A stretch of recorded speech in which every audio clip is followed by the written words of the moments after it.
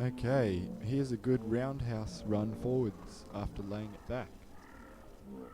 Receives the ball, and he lays it back, and he keeps his eyes on the ball carrier as he makes a half circle roundhouse run out and forwards. Very good. Okay, here the player receives the ball and lays it back, but doesn't do a roundhouse run. He just continues running diagonally. It's easy for the defender to pick up that sort of run.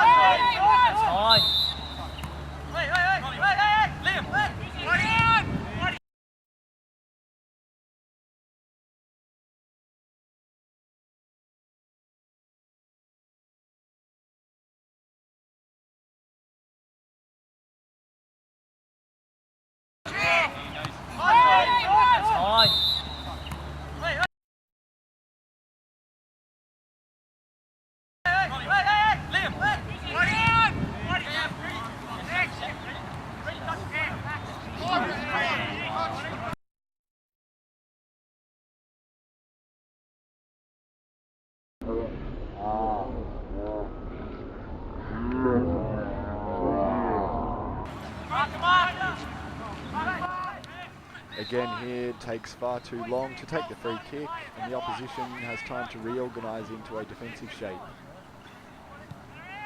At least that pass there goes forwards.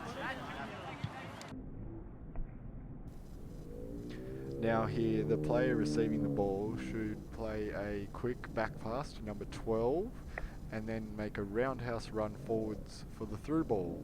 But instead he plays it back to him slowly, and then he makes a run sideways and turns his back to the ball carrier there, and the chance for a through ball for him is gone. Here the winger decides to cross it in to the two unmarked teammates there, rather than taking on the wing back, which I think was a good choice. Here the winger should take on that defender in front of him, but he doesn't.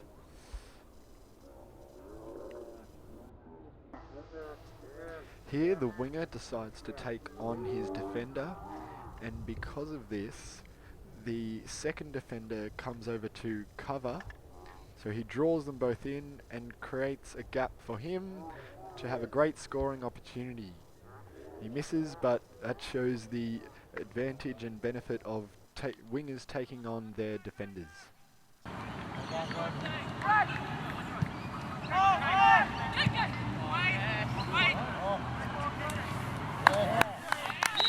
And a good finish by number 37, Robin Wood.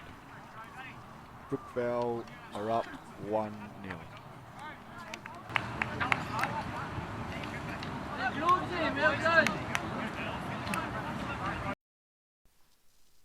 Great ball in here between the last line of defence and the goalie, putting them in all sorts of confusion, and a nice finish there from Robin Wood.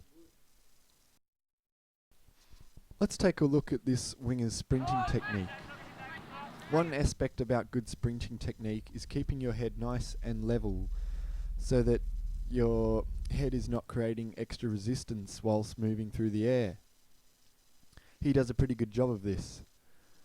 The only time you should move your head is to check over your shoulder for any opponents, or to look at your teammate with the ball to make eye contact for a through pass.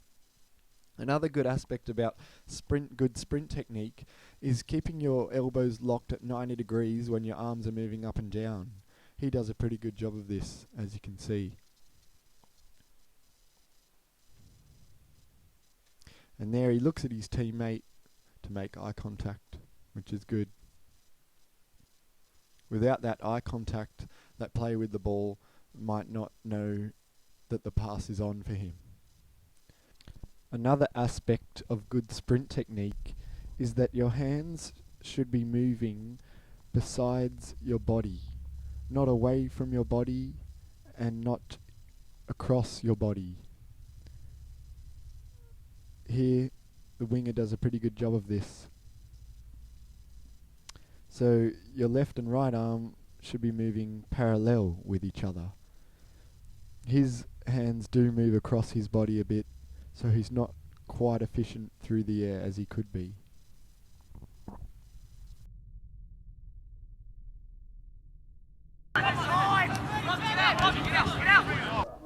Here was a good opportunity to play it back and quickly make a roundhouse run forwards for the through pass, or to open up space, but instead he runs sideways and now they play it back and the opponents have time to reorganise into a defensive shape, and Brookvale haven't caught them quickly on the counter.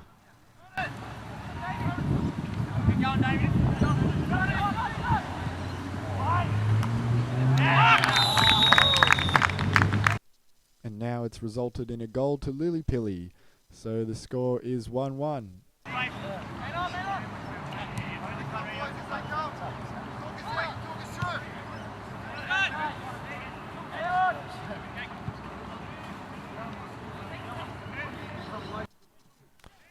Again, the winger doesn't take on his defender.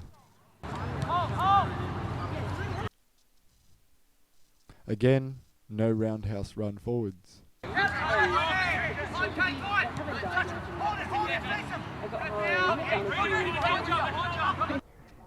Now Robin here plays it back but doesn't make a roundhouse run, but that's okay because he finds a nice space there and keeps his eyes on the ball carrier.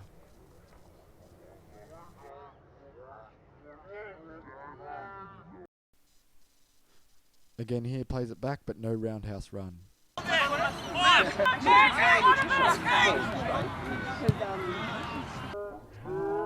Here's a great opportunity to do a roundhouse run forwards after the back pass, but he doesn't do one.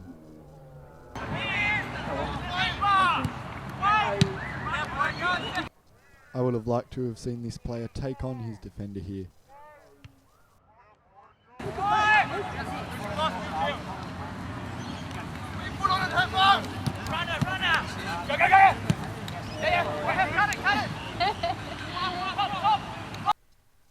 And take a look now at the running technique again of a couple of players. You can see the Lillipilly player, as I said before, the arms need to be moving parallel with each other, not across the body. And the Lillipilly player running forwards does a pretty decent job of this. Arms are moving besides the body nice and close. Actually, his left arm there moved across the stomach, and his right arm a little bit as well. Left arm again. So his need to be straighter.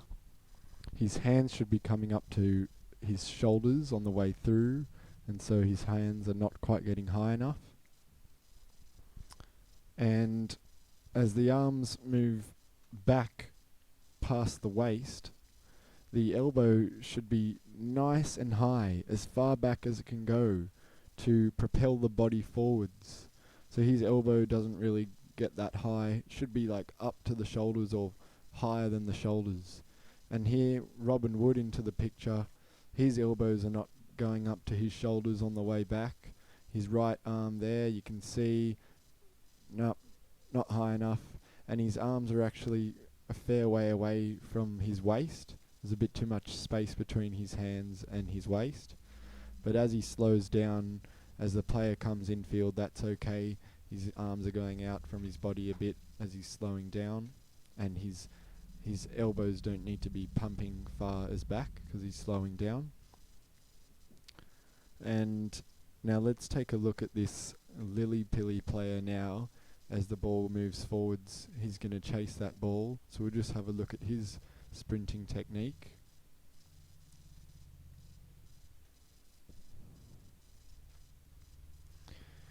So we'll see if his elbows are locked at 90 degrees. Yep, his right arm is locked at 90, which is good.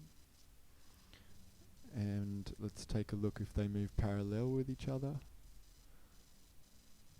not across the body. Yep, they seem to be quite good.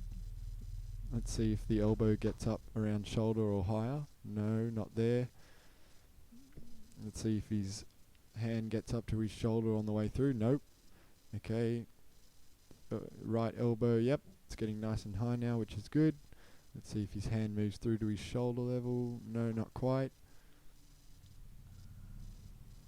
But that lily-pilly player's running technique isn't too bad. And you'll notice that he actually gets to the ball first.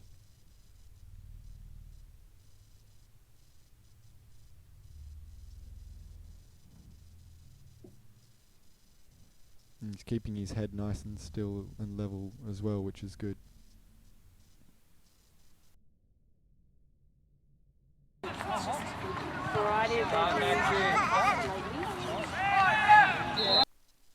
Okay, again here the free kick is not taken quickly, put on the ground and played straight away to catch the opposition unorganised, catch them on the counter. But it's just taking ages and the opposition have time to reorganise into defensive. I did oats and now I put flaxseed, pumpkin, sunflower, chia. Okay, here's a good roundhouse run forwards after laying it back. Receives the ball and he lays it back and he keeps his eyes on the ball carrier as he makes a half circle roundhouse run out and forwards. Very good.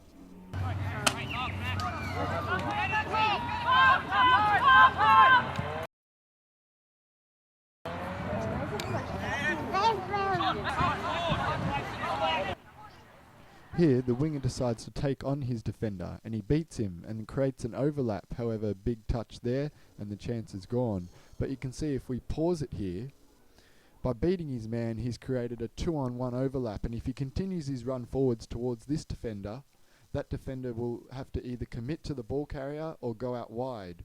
And if he draws him in, he can play a through pass to his winger, and that winger would be in for a great chance to score. So you can see the advantage then of wingers taking on their defenders.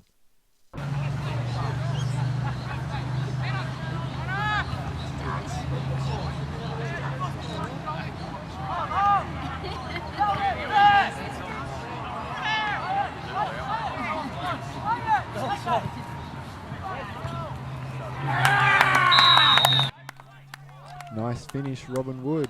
So Brookvale winning 2-1. A nicely weighted cross to the far post and a nice header down. Hard for keepers to stop headers that go down.